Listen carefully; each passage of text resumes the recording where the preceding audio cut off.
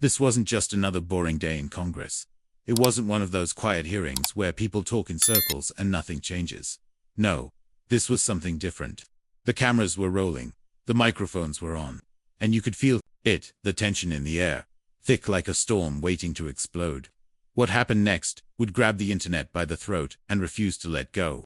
On one side was Lauren Boebert, loud, confident, ready to throw out bold claims. She came in with that same energy we've seen before. All attitude, not much substance. On the other side was Jasmine Crockett, but fiery, smart, and sharp with her words. A lawyer, a legislator, and someone who wasn't about to sit quietly while facts got twisted. What looked like a routine back and forth turned into a live battle of logic versus noise. This moment mattered. It wasn't just two women arguing over politics. It was about something much bigger. At the heart of it all was a simple question.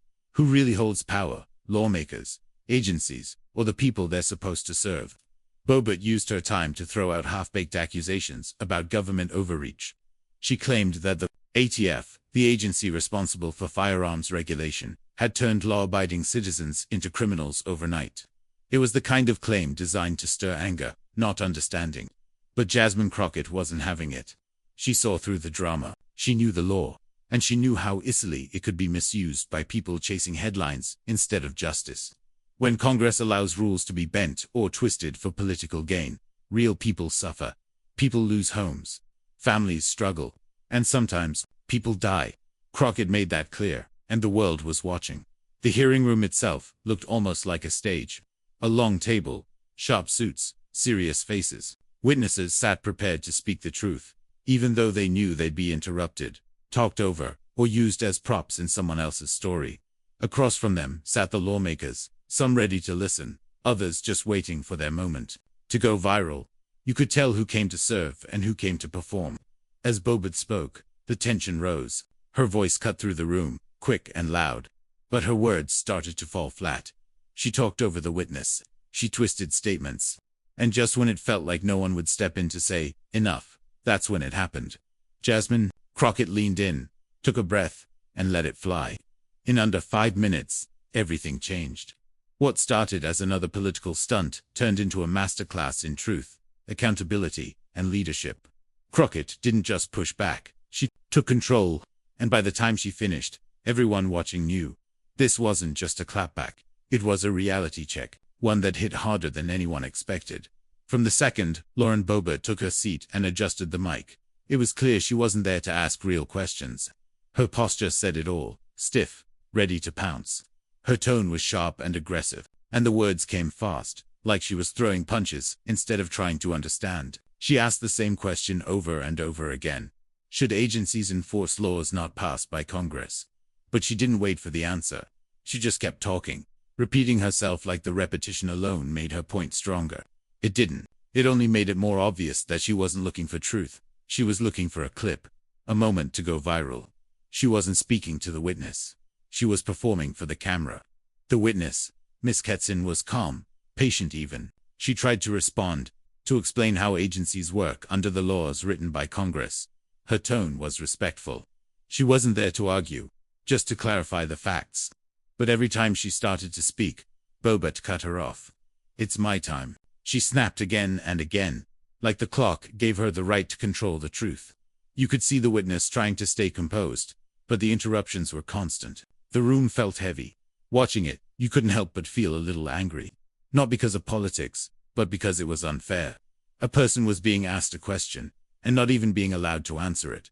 That's not a debate. That's bullying. And then came the twist. Boebert wasn't just asking about laws anymore. Now she was rewriting the story. She claimed that the ATF had changed its rules so fast and so suddenly that regular gun owners became criminals overnight. She pointed to stabilizing braces, equipment used with some firearms, and said the ATF's new position turned law-abiding citizens into felons without warning. She said the Biden administration had pushed this change as part of a political agenda to go after gun owners unfairly. But what she left out on purpose was that the ATF's decisions were based on legal interpretation of authority they were given years ago. She made it sound like a sneak attack when it was, in reality, a regulatory adjustment made through the usual legal process. What Boebert was doing wasn't just wrong, it was dangerous. She took pieces of truth and twisted them to fit a bigger story, one where the government is the villain, and where agencies that enforce laws are seen as enemies. The real goal, not clarity, not justice, just outrage. And in doing that, she silenced the people who actually had the facts, like Miss Katzen, in favor of stirring up her base with false narratives. Then it got personal. Boebert looked at the witness and took a cheap shot.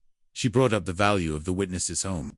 It may not be a $2.5 million home like yours, she said, implying that Miss Katzen was out of touch with everyday Americans. It was petty, unnecessary, and mean. The kind of jab you throw when you're losing an argument and have nothing left but insults. Her tone shifted from aggressive to downright condescending. She wasn't trying to make a point anymore. She was trying to score points off the witness's life, her choices, her home.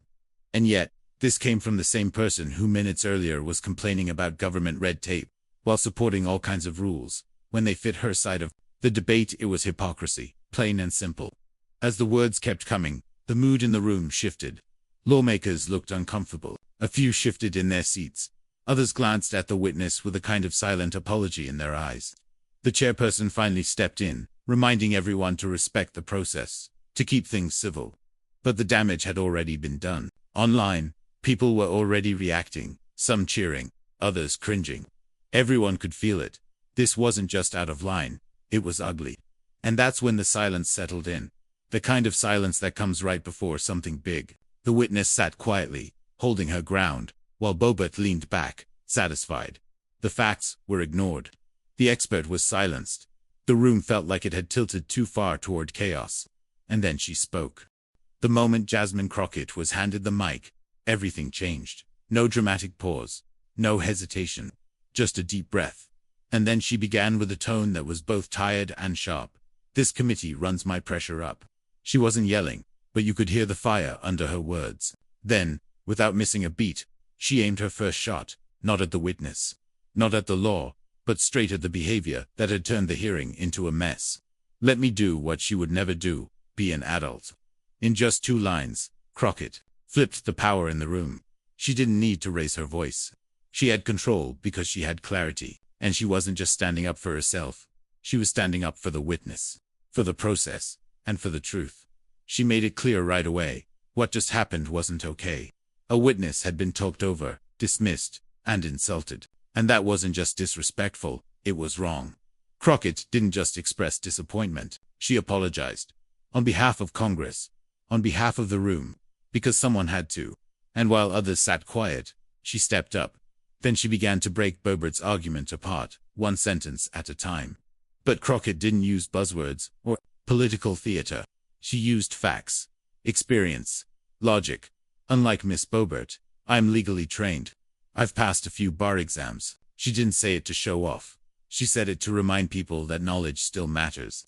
That this wasn't about who could talk louder, but who actually knew what they were talking about.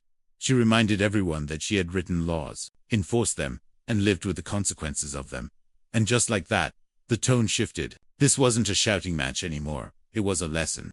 A much-needed one. She turned to the claims about the ATF and gun control. She didn't dance around the issue. I'm from Texas, she said. I own guns. I'm licensed. That's called regulation. And with that, she made it personal and universal at the same time. She showed that this wasn't about party lines. It was about common sense. About real people. Crockett didn't stop at facts. She brought the conversation back to something bigger. The consequences of bad leadership. She told the story of her home state, Texas, during the deadly winter storm. Power grids failed. People froze to death. Why? Because leaders didn't want to deal with red tape. Regulations were dismissed as burdens instead of protections. They wanted to avoid red tape, she said. The cost. Human lives. That line didn't need explanation. It hit like a punch to the gut. Made it painfully clear. When politicians ignore real problems in favor of politics, people suffer. The people who can't afford to move. The people who depend on clean water, heat in winter, or working systems. She spoke about climate change, to a subject often left out of these hearings. There's this thing called climate change, she said, looking at the empty chairs on the other side of the aisle. You could almost hear the silence answering her. Then came one of her strongest points. Some lawmakers only care about dollars, not lives. Some people don't consider lives a cost, only dollars. It wasn't just a call-out, it was a wake-up call. Crockett reminded everyone that the job of Congress isn't to protect profit, it's to protect people. That's who they're supposed to serve. That's who sent them there. And then, she turned the focus outward, to the people watching, listening, hoping for someone to finally say something real. This is what happens when politics forgets people, she said, not yelling, just speaking plain truth. She pointed out how too many lawmakers refuse to act, even when they know the consequences. Instead, they blame the very agencies that are trying to do the work Congress avoids. She made a hard point, soft enough for anyone to understand. When leaders fail, someone has to step in. That's what those agencies were doing. They weren't overreaching. They were picking up the pieces Congress dropped. But she didn't end with herself. She circled back to the one who had been mistreated. At the start, the witness, in a rare move, Crockett gave the last few seconds of her time to Miss Katzen, because of the way you were treated. That decision said everything. She knew this wasn't about winning a moment. It was about giving voice back to the one who was silenced. Miss Katzen used that time to confirm what Crockett had already shown. The ATF was acting under the authority Congress gave them. If they stepped out of line, there were courts to hold them accountable. But in her expert view, they hadn't. And just like that, the full picture was restored. Facts, respect, decency. In less than 5 minutes, Jasmine Crockett didn't just respond. She reset the entire conversation. She brought fire, but she also brought heart. She used her knowledge, her experience, and her honesty to remind the room, and everyone watching, that leadership isn't about being loud, it's about being right. She didn't play the game. She broke it wide open. And when she finished, it was clear, this wasn't just a mic drop. It was a moment of truth that millions had been waiting for. When Jasmine Crockett finished speaking, the entire tone of the room changed. It wasn't noisy or chaotic. It was still, not because people were speechless in shock, but because they finally heard something real. Her voice didn't need to rise. Her words did the heavy lifting. The witness, who had been talked over and disrespected, was now being treated with the dignity she deserved. The loudness that had taken over earlier was gone. Crockett didn't need to insult anyone. She didn't need to match disrespect with more of the same. She simply told the truth, and told it well. And in that silence, after she spoke, there was something powerful. The feeling that someone finally said what needed to be said. This wasn't just another internet clip making rounds for a day or two. This moment was different. It didn't just go viral. It made people think. It showed the difference between making noise and making sense. Crockett's words reminded us that just because someone speaks with confidence doesn't mean they're right. And just because someone uses big words or bold claims doesn't mean they're telling the truth. What matters most is what's real, what's grounded, and what's done for the right reasons. She also reminded us why laws and rules matter, not just to control, but to protect. Red tape might be frustrating, but in many cases, it exists to stop people from getting hurt. Crockett brought it back to the basics. Government should protect people, not just power or profits. That's what public service is supposed to be. When leaders twist facts or chase headlines instead of helping people, real families suffer. Real communities get ignored. That hearing wasn't just about the ATF or technical firearm rules. It was about who gets heard, who gets helped, and who gets hurt when the truth gets pushed aside. There was something even bigger at play, that day representation. Crockett stood as a reminder of what it means to be seen and heard. She wasn't trying to fit in or stay quiet to keep peace. She brought her full self into that room, her story, her voice, her truth, and that mattered. Because when someone in power speaks in a way that feels honest and familiar, it builds trust. It gives people hope. Crockett wasn't putting on a show. She wasn't playing a part. She was there to work, to stand for people who don't have a microphone or a seat at the table. She didn't come to play the game. She came to call it out and change it. And that's what made her words stick. Her words weren't just smart. They were right. And they were real. People listened to her not because she was loud, but because she was honest. She wasn't reading a script. She was speaking from a place of experience, from a place of truth. That's why it landed the way it did. That's why people are still talking about it. She didn't just defend a witness. She reminded everyone what real leadership looks like, not the kind that poses for cameras, but the kind that shows up when it counts. So here's the question. In a world full of noise, where sound bites travel faster than facts, who's really fighting for you? When the cameras turn off and the headlines fade, who's still standing up for what's right? These are the questions Crockett left hanging in the air. Not just for the people in that room, but for all of us watching. In just 5 minutes, Jasmine Crockett didn't just clap back. She stood up. For the witness. For the truth. For the people who trusted her to sit in that chair. And in those 5 minutes, she reminded the country what real representation looks like.